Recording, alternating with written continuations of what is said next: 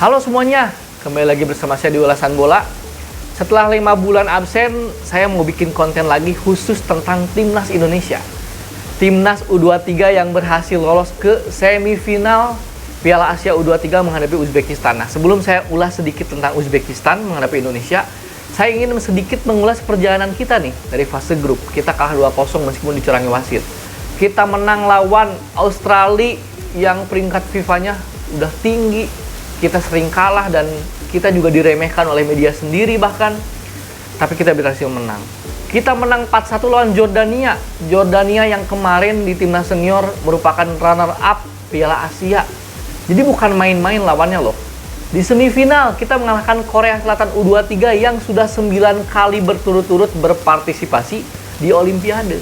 Jadi lawan-lawan yang kita kalahkan itu bukan lawan-lawan sembarangan. Dan yang paling spesial adalah cara kita mengalahkan mereka itu bukan keberuntungan, bukan yang cuma counter attack doang, bukan yang cuma ngandelin serangan balik, bukan yang long ball, tapi kita berani bermain build up dari bawah. Kita membangun serangan, kita juga melakukan kombinasi 1-2 umpan yang bagus. Sesekali kita juga seperti tiki taka ya, meskipun agak vertikal. Peran Marcelino digeser ke sisi kiri ternyata lebih efektif ya. Marcelino lebih daya jelajahnya lebih luas, dia lebih bisa membuka ruang, dia lebih menciptakan peluang, dan dia secara skill individu juga lebih kelihatan ya dibanding dia dipasang dengan Ivar Jenner di tengah. Marcelino posisinya ternyata lebih bagus. Kemudian seluruh pemain tampak bergairah. Witan Sulaiman yang selama ini netizen rujak sekarang tampil luar biasa. Pertama Arhan yang sempat menurun tampil luar biasa. Jadi ini overall secara tim memang ini solid. Jadi kemenangan-kemenangan kemarin bukan keberuntungan, bukan kebetulan, memang tim ini sangat solid. Bahkan pelatih Korea mengakui ya teman-teman. Nah, di pertandingan lawan Korea kemarin sebetulnya kita bisa menang, bisa kill the game harusnya ya. Di babak pertama minimal kita menang 3-0 lah harusnya.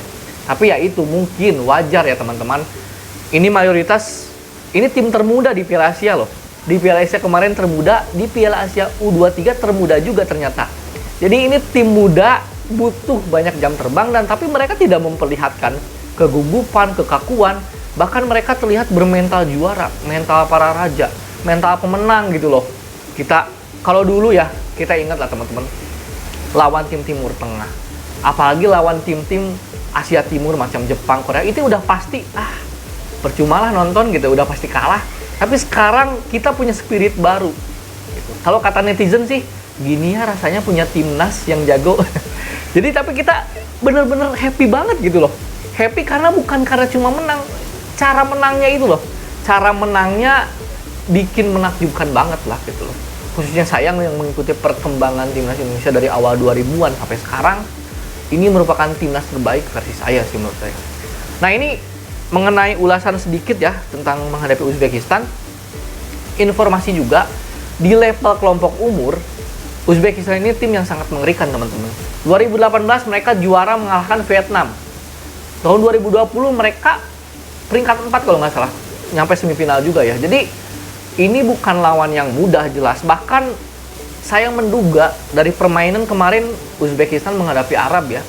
Uzbekistan menghadapi Arab, mereka menang 2-0 dan permainannya bagus. Jadi Uzbekistan ini permainannya sangat high press ya. Jadi para pemain timnas kita akan diuji nih mentalnya, diuji fisiknya, diuji tekniknya. Karena ketika lawan bermain high pressing, itu bagaimana keterampilan para pemain kita untuk keluar dari pressing itu.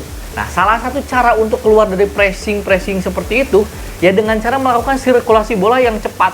Sirkulasi bola yang cepat, sesekali melakukan aksi individu, mungkin itu bisa keluar dari tekanan. Karena memang secara fisik, Uzbekistan ini mirip-mirip Eropa lah. Putih, tinggi, ini bukan rasis ya, tapi memang faktanya seperti itu. Nah, tapi kita udah membuktikan Uzbekistan di fase grup sampai babak 8 besar tidak kebobolan 1 gol pun. 12 kemasukan 0. Tapi kemarin Korea pun sama. Di fase grup mereka tidak kebobolan, tapi langsung kebobolan 2 gol lawan Indonesia. Jadi saya seoptimis itu. Meskipun tentu teman-teman kita juga tidak boleh terlalu berlebihan lah. Kita doakan saja, support saja. Mudah-mudahan timnas kita menampilkan yang terbaik. Dan apabila kita menang, otomatis lolos ke Olimpiade. Kalau kita kalah, kita bisa mencari jalur peringkat 3 terbaik. Kalau di peringkat 3 terbaik kita kalah peringkat 4, kita masih bisa menghadapi jalur playoff peringkat 4 di Piala Asia, menghadapi peringkat 4 di Piala Afrika Guinea. Kita udah hitung Guinea. Jadi sebetulnya peluang kita lolos ke Olimpiade sangat-sangat besar, teman-teman. Mari timnas kita butuh doa dan dukungan dari kita semua. Tularkan komentar-komentar positif. Kita tidak usah pedulikan lah komentator siapapun yang memang tidak suka timnas berjaya ya. Tapi kita support aja mereka, dan mudah-mudahan dimanapun teman-teman berada, pendukung timnas berada, kita selalu sehat agar kita bisa terus melihat timnas di bawah Sintayong ini terbang tinggi di Asia bahkan di dunia. Salam olahraga.